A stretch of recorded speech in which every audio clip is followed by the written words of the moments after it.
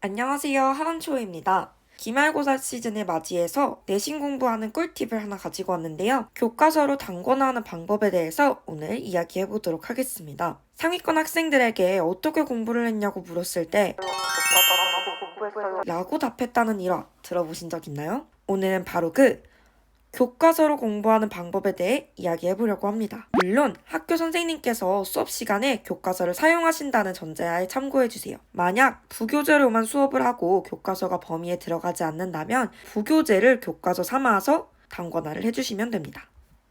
어쨌든 오늘 소개할 방법은 바로 단권화인데요. 많이 들어보셨나요? 단권화라는 거는 말 그대로 하나의 책, 노트 등의 공부할 내용을 정리한다는 뜻입니다. 저는 이 단권화를 교과서에 했었는데요. 교과서에 단권화를 하면 뭐가 좋을까요? 제가 생각하는 최고의 장점은 본문이 실려 있다는 점입니다. 국어와 같은 언어 과목으로 생각을 해보면 독서 지문, 문학작품 등 본문이 있는데요. 이러한 것들까지 노트 필기로 단권화를 하려고 하면 본문을 써야 할지 말아야 할지 고민을 할 때가 있어요. 이런 문학작품 같은 경우에는 사실 엄두를 못 내기도 하고요. 교과서에 단권화를 하면 이미 이렇게 본문이 있기 때문에 비교적 시간 절약이 가능합니다. 그럼 교과서의 단권화를 어떻게 하면 될까요? 단계별로 어떻게 단권화를 해야 하는지 알려드리도록 하겠습니다. 첫 번째로는 학교 수업을 열심히 듣는 것입니다. 너무 식상하게 들릴 만큼 당연한 말이죠. 가끔 학생들이 내신 대비하는 걸 보면 학원 숙제 등 외부 자료에만 몰두하며 공부하는 걸 볼 수 있는데요. 물론 학원에서 공부를 하는 거나 문제집으로 공부하는 거 모두 중요합니다. 하지만 결국 시험을 내는 건 학교 선생님이라는 점을 잊어서는 안 됩니다. 내신 성적을 잘 받기 위해선 우리 학교 선생님의 수업이 다른 무엇보다도 중요하다는 사실을 잊으시면 안 됩니다. 수업 때 필기는 교과서에다가 바로 하시면 되는데요. 양이 너무 많거나 공간이 부족할 때는 포스트잇을 활용하시면 됩니다. 한 가지 팁을 드리자면 학교 수업 필기는 검은색 펜으로 하시는 걸 추천드려요. 회색 형광펜으로 표시된 부분이 지문이라고 했을 때 검은색으로 내용을 표시해 주시면 좋습니다. 왜 검은색으로 하면 좋은지 뒤에서 설명해 드리도록 하겠습니다. 두 번째는 자료 조사를 하는 겁니다. 자습서, 평가 문제집과 같은 문제집들을 조사하는 겁니다. 교과서와 동일한 출판사에서 나온 문제집을 풀면서 새로 알게 된 내용이 있다면 교과서에 필기해주세요. 이렇게 새로 알게 된 내용들은 개인 공부를 통해서 알게 된 내용이기 때문에 앞에서 학교 수업 때 필기한 검은색과 다른 색을 사용해야 합니다. 저는 주로 파란색으로 필기를 했는데요. 이렇게 색을 구분하게 되면 중요도 차이를 한눈에 파악할 수 있습니다. 검은색으로 썼던 학교 수업 필기가 우리가 개인적으로 공부한 내용보다는 당연히 더 중요하겠죠? 예를 들어서 이 부분을 한번 볼까요? 검은색 필기와 파란색 필기가 상반되는 내용의 필기가 되어 있다면 검은색 필기를 우선시해서 공부하셔야 된다는 겁니다. 중요도 차이를 파악하기 위해서 필기를 할 때는 다른 색 펜을 사용해 주시면 좋습니다.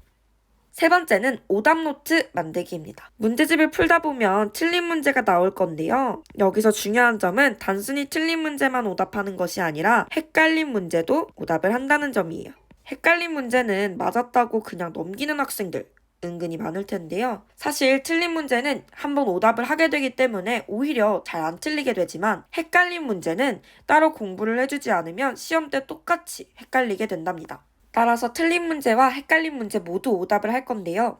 이걸 어떻게 교과서에 단권화를 해야 할까요? 오답을 할 때 중요한 포인트가 있어요. 문제를 쓰거나 풀이 과정을 적거나 할 필요가 없다는 거예요. 그렇다면 교과서에 단권화해야 할 요소는 무엇이냐? 문제에서 틀리게 한 요소, 헷갈렸던 개념들을 확인하시고 내가 만약 이걸 알았다면 안 틀렸을 텐데 라고 생각이 든 부분을 필기할 거예요. 오답노트의 핵심은 문제를 그대로 복사 붙여넣기 하는 것이 아니라 다음부터는 안 틀리기 위한 공부를 위해 남겨놓는다는 것을 잊지 않으셔야 합니다. 따라서 교과서 해당 지문 근처에다가 간단하게 필기를 해두면 되는데요. 앞선 필기들과 구분할 수 있게 저는 빨간색 펜으로 오답을 진행했습니다. 저는 주로 검은색, 파란색, 빨간색이 가독성이 좋아서 세 가지 색깔을 사용했고요.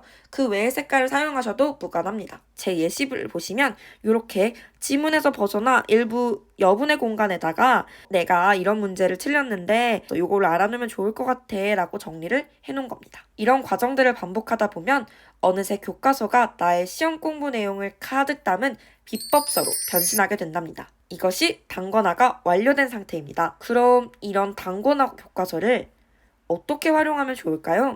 제가 추천하는 방법은 자주 보는 회독법입니다. 제가 내신 대비 공부법을 설명할 때 주로 회독하는 방법에 대해 많이 언급을 하는데요. 기껏 필기 자료를 정리하고 나서 공부는 하지 않는 학생들이 많이 있을 거예요. 이번엔 단권화 교과서를 만들고 나서 회독법을 꼭 실천해 주도록 해주세요. 어떤 과목이든 한번 단권화 노트를 만들고 나서 3회독 이상은 해주셔야 교과서 내용이 기억에 남고 그걸로 시험을 잘 보실 수 있을 겁니다. 학교 선생님께서 수업을 다 나가지 않으셨는데 그런 경우엔 회독을 어떻게 해야 하나요? 그런 경우에는 이미 수업한 부분까지만 단권화를 진행하시면 됩니다. 그리고 회독을 하더라도 그 부분만 먼저 보셔도 괜찮습니다.